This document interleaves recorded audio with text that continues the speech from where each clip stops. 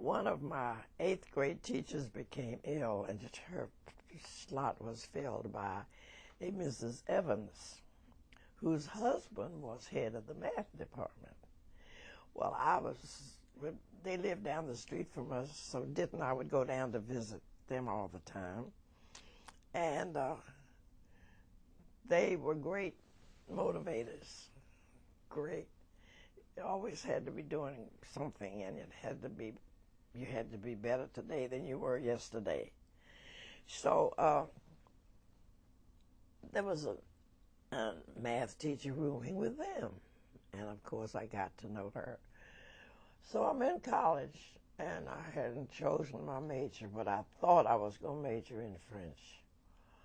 And walking across the campus one day, and this lady who was the math teacher who used to live with them said she had lost her job. This is veering a little bit. You remember when the married teachers couldn't work? Mm-hmm. And she had been fired. So this year they were letting the married teachers come back. And Mrs. Lacey passed me in the campus. She said, "Katherine, I'm teaching math again.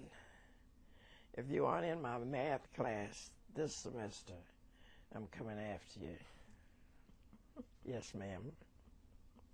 Well, Mr. Evans was head of the math department, so he had thought I should be majoring in math anyway.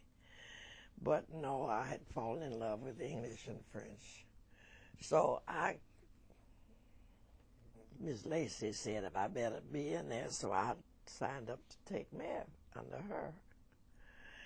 And I was just as fascinated with college math as I had been with high school math.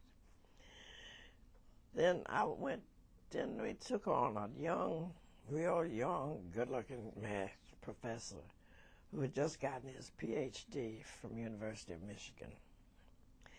And I was in his class, and I elected to leave and go to Ms. Lacey's class because she told me I should be in there. And he told me later, he said, "I was so furious. I thought I had this good math student, and you get up and go to Ms. Lacey's class." So anyway, after my first year math, I went to Dr. Claytor. And I don't remember at what point he said, "You know, you would make a good research mathematician," because he was deep into research. Did you know what a research mathematician did? I said, "What does a research mathematician do?" He says, "You do research in mathematics." I said, "Well, where do you get a job doing that?" He said, "That's going to be your problem."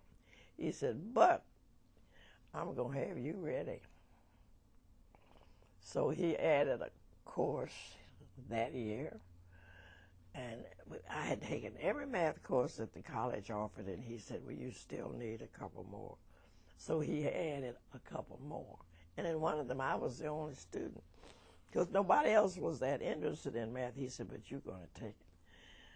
And he was fabulous. And of course, as I say, he was good-looking and well-dressed, and a mathematician, and a tennis player.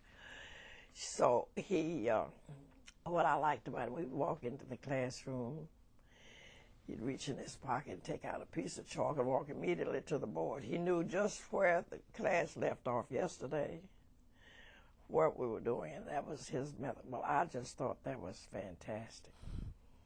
He only went to his desk to get the textbook out to give you the assignment for tomorrow. He sounds like quite a man. I mean, he was. And if you were a little older, you would have seen him at Howard. He went to Howard from West Virginia State. W. Sheffield and Claytor.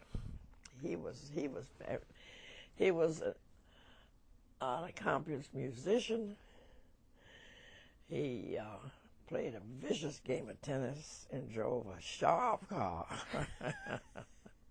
Sounds like you had a little crush on him. Oh, I had a big crush on him. Oh, yes, indeed. And all the girls had a crush on Dr. Claytor, and the teachers, too. But he was first and foremost a mathematician. And that class that I was the only student, you'd have thought the room was full of people, the way he taught that class. And so was that experience the thing that kind of that was the thing that pushed carried me you? over to be. I wanted to be a research mathematician, whatever that was.